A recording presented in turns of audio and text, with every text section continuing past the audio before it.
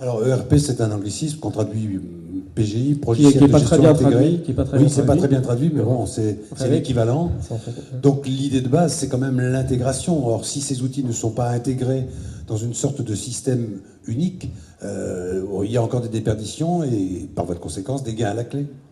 Mais c'est clair qu'aujourd'hui, c'est vrai que ça me fait assez rire quand on parle du système d'information d'entreprise, parce qu'aujourd'hui, c'est plutôt les systèmes d'information. Et le grand challenge, c'est justement de tout unifier. Je dirais qu'aujourd'hui, je n'ai pas vu une seule entreprise qui n'utilise qu'un logiciel global, PGI. On a toujours une petite moulinette dans un coin, un tableur, quoi. Alors, quels sont les problèmes auxquels sont confrontées les entreprises lorsqu'elles abordent ça? Quelle est la taille des entreprises d'abord, qui font partie des 50% équipés? Quels sont les problèmes auxquels elles sont confrontées? Comment elles les résolvent? Parce que l'introduction d'un ERP pose un certain nombre de questions, de problèmes. Ça pose Il faut résoudre. beaucoup de questions et on n'aura pas assez de ce soir pour tout aborder. Très rapidement, je dirais que déjà il y a le problème social et humain, souvent qui est négligé. Des fois, il y a le manque de prise d'intérêt de la direction, manque d'investissement de la direction. Mais pour résumer, je dirais que tous les problèmes pourraient être liés au fait qu'au niveau opérationnel, on ne va pas être capable de saisir correctement les informations, parce que c'est eux finalement qui viennent nourrir cette base de données.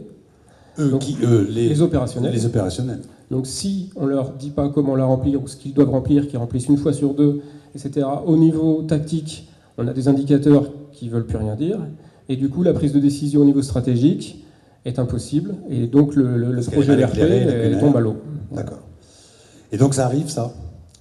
Malheureusement, ça arrive. C'est pas la seule cause, mais ça arrive beaucoup. C'est pour ça qu'aujourd'hui, il y a beaucoup d'entreprises qui se font accompagner, d'une part dans le choix des ERP et dans la mise en place. Alors justement, le début de l'accompagnement, c'est un peu le job que vous effectuez. Voilà.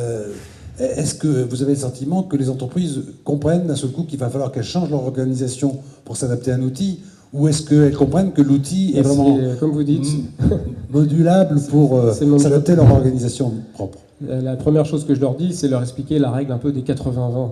C'est-à-dire que dans un ERP, vous avez 80% de standards, 20% de spécifiques. À vous de changer aussi de votre côté pour vous rapprocher des 80% de standards.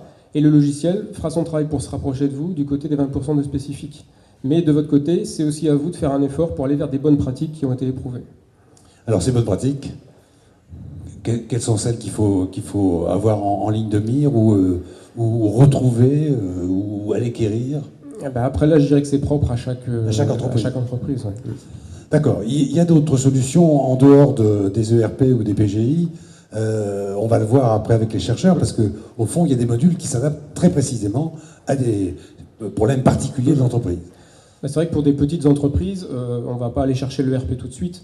On va d'abord faire un diagnostic et cibler le problème en particulier, parce que peut-être que juste une gestion commerciale suffit, ou une gestion de la relation client selon les problématiques, et que le reste sera fait comme il a toujours été fait. Il y a un seuil de nombre de personnel dans l'entreprise ou de nature d'activité qui font qu'il faut vraiment passer à l'ERP, ou qu'on peut encore... Il y a des ERP pour toutes les tailles d'entreprise aujourd'hui. Là encore, il faut choisir la bonne taille. D'accord. Et donc on vient vous voir pour être conseillé. Voilà, si donc on il y a les 3 à 5 besoin. jours pour commencer à tailler un petit peu dans les problèmes et cerner les grandes difficultés. Bien, alors merci de cet état des lieux.